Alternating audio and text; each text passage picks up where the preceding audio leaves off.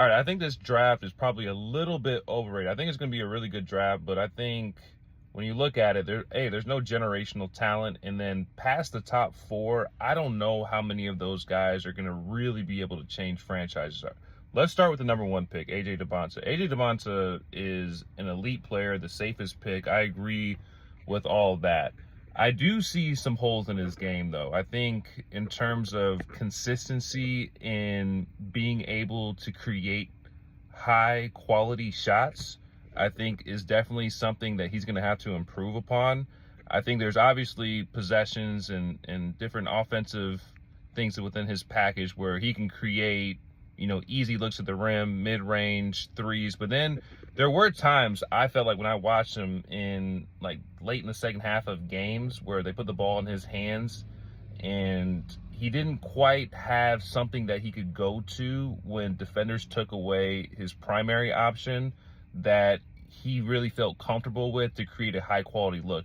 And then second, you have Darren Peterson. Darren Peterson is an elite talent, can score at will, all three levels.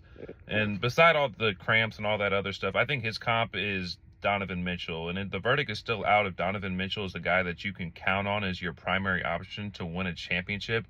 I always think of just pure scores as your number one option. It's hard to win a championship, especially if you're like under 6'7". But I guess the verdict is still out, with Donovan Mitchell. I don't know if Darren Peterson, though, is the guy that you want leading your franchise and being the face of your franchise to win a championship. And then you have Cam Boozer and Caleb Wilson. Caleb Wilson, to me, is like Kevin Garnett. Cam Boozer is like a Kevin Love.